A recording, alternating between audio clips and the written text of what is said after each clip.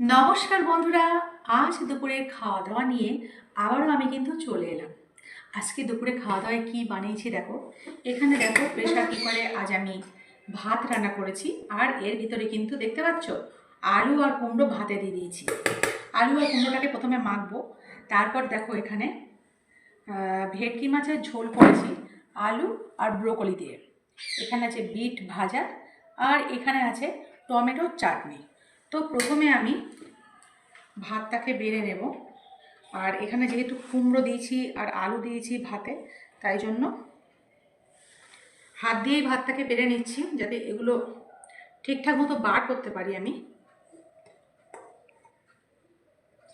প্রচণ্ড গরম, কিন্তু এগুলো তো বার করতে হবে, এগুলো মাখতে হবে।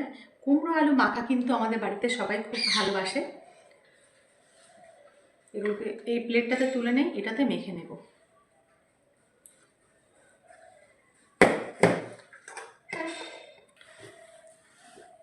প্রথমে কুমড়ো আলু কাটিয়ে নিলাম, এবার এর ভিতরে লবণ দিয়ে নেব।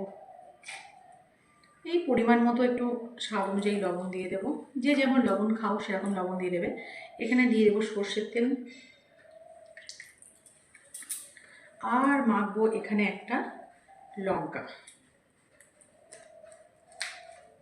দুটো লঙ্কা দিই।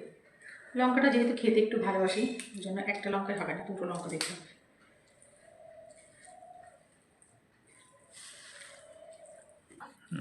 তো আলু আর কুমড়ো দেখো বন্ধুরা মেখে নিয়েছি, দেখতে কিন্তু কত সুন্দর লাগছে। এবারে এর থেকে তোমাকে লঙ্কা দেবো? অবশ্যই।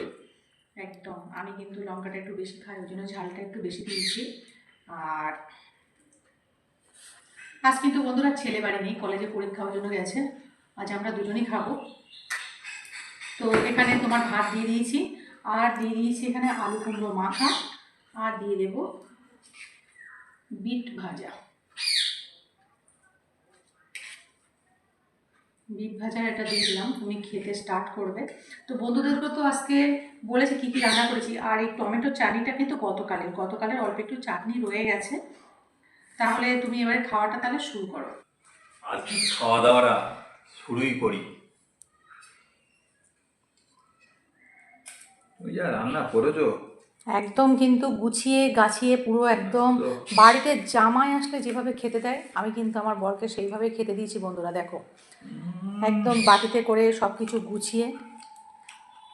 কুমড়ো আলু ভাতে কিন্তু ওর খুবই ফেভারিট, ওই জন্য আর অনেক দিন এটা দেওয়াও হয় না। তো আমায় বলছিল সঙ্গে থাকে কাঁচা লঙ্কা, যার জন্য আমার ফেভারিট।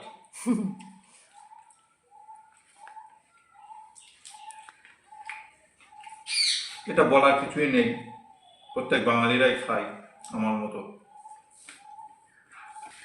কুমড়ো আলু খাওয়াকেও শেষ হয়ে গেল প্রায়। কুমড়ো আলু খাওয়া শেষ, এবার খাচ্ছি বিট ভাজা। মাঝে মাঝে আমি ভুলে যাই, একই রকম লাল তো, লাল শাক আর বিট ভাজা গুলিয়ে ফেলি। একই রকম লাগে তাই না? একই রকম লাগে। আর ভাতে মাখলেও লাল শাক যেমন লালচে লালচে ব্যাপার চলে আসে, বিট বিট ভাজাও তাই। আসলে আমি তো বিট ভাজাটা ওইভাবে বটিতে কেটে ভাজি না, ওই জন্য বোঝা যায় না। আমি কী করি, একদম সেই কুড়ানি দিয়ে খুব ভালোভাবে কুড়িয়ে নিই, তারপরে একটু কড়াইতে সামান্য একটু লবণ দিয়ে কিছু সময় রেখে ভাপিয়ে নিই। বেশ সিদ্ধ মতো হয়ে গেল, নরম হয়ে গেল।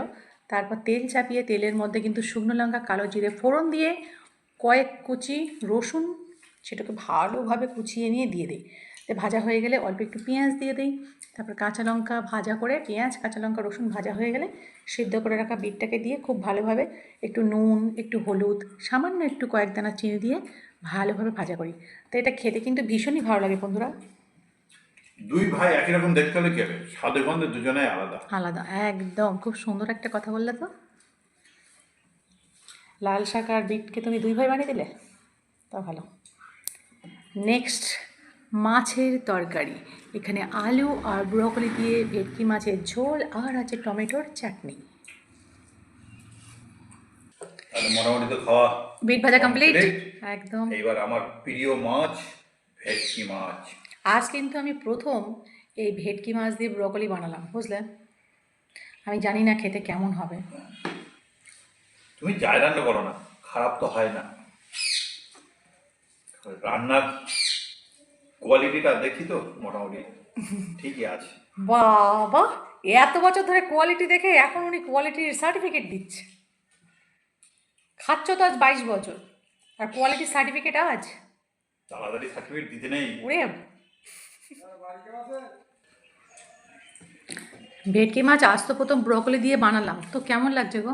আমার কাছে খুব নতুন লাগছে, কারণ প্রথম তুমি রান্না করেছো ব্রোকলি দিয়ে। হুম। দেখছি এর একটা স্বাদ, অনবদ্য স্বাদ হয়ে গেছে ভেটকি মাছের ঝোলটা, খুবই এর ভালো লাগছে।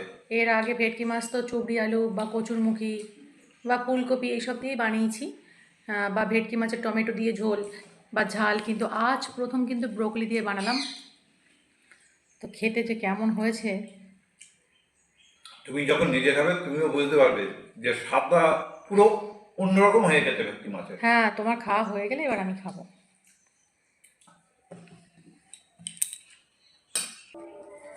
তো বন্ধুরা, আমার খাওয়া নিয়ে কিন্তু বসে পড়েছি, আর কর্তামশাইয়ের খাওয়া কমপ্লিট। এবারে আমি খাওয়া নিয়ে বসে যখন পড়েছি, তাহলে খাওয়াটা শুরুই করি, বুঝলেন? আর দেখো, এখানে কিন্তু প্রচুর পরিমাণে লঙ্কা। লঙ্কা খেতে তো বেশ ভালোই লাগে আমার।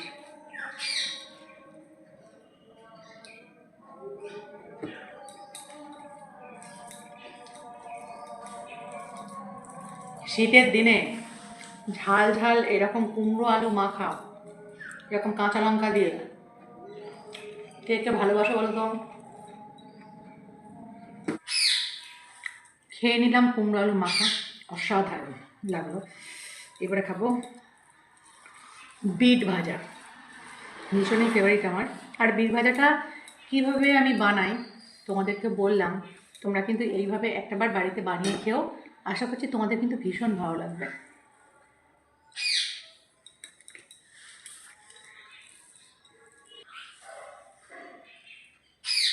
শীতের দিনে গরম গরম ভাতের সাথে এইভাবে বিট ভাজা করে খেয়ে দেখবে, অসাধারণ লাগবে। আমি বলছি, এই দিয়ে কিন্তু পুরো ভাতটা খাওয়া হয়ে যাবে।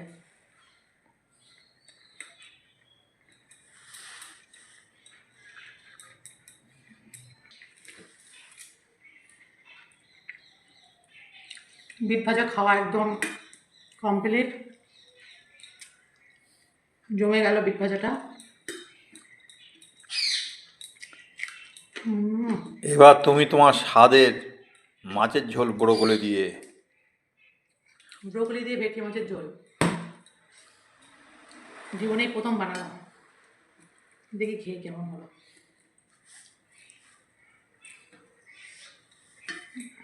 প্রথমে ব্রোকলিটা খেয়ে দেখি।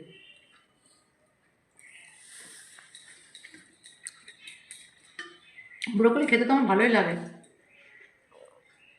আর ভেটকি মাছটা কিন্তু আজকে এমন ছিল, এক একটা মাছ 2 পিস করে করেছি, খুব বড় ছিল না, এরকমই ছিল।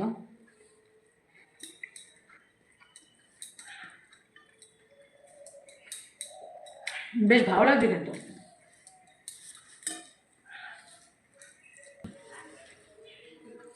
তো বন্ধুরা, আমাদের ভিডিওগুলো তোমাদের কেমন লাগছে একটু প্লিজ কমেন্ট করে জানিও।